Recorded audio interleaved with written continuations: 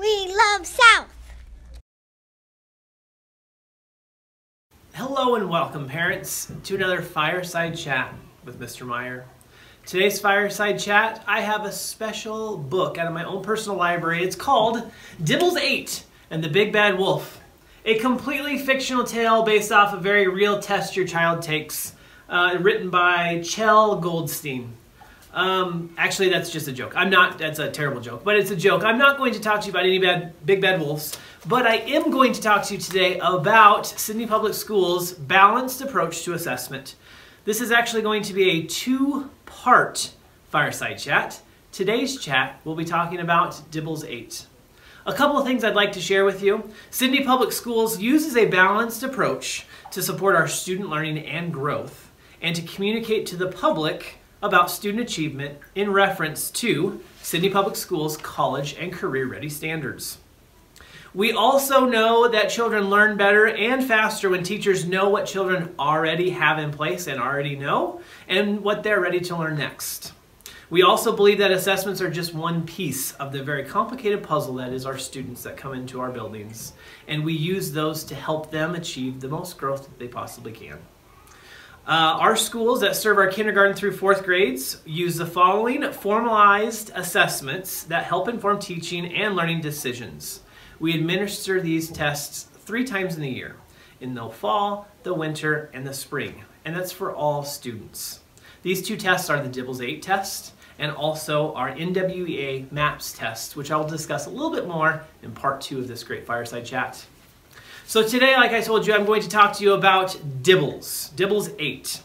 DIBELS stands for the Dynamic Indicators of Basic Early Literacy Skills. And what it consists of is a set of measures for assessing reading skills. These measures help teachers determine areas of instruction for students' needs. DIBELS 8 is the reading assessment that we use here at Sydney Public Schools to identify students kindergarten through 3rd grade for support through an individualized reading improvement plan in accordance with the Nebraska Reading Improvement Act, which happened to be information I passed out on our first fireside chat. DIBELS 8 are designed with brief subtest measures of reading. There are 5 subtests, and I want to talk to you about what each one of those are. And so you have a little bit of a heads up. These reports are going to be going home prior to conferences so that your teacher has more time to talk to you about your student instead of the tests and going over some results. The first part, our first subtest, is called letter naming fluency. So in this test, the students are presented with a page of uppercase and lowercase letters, and they're asked to name as many letters as they can in 1 minute. This is done for all kindergarten and first graders.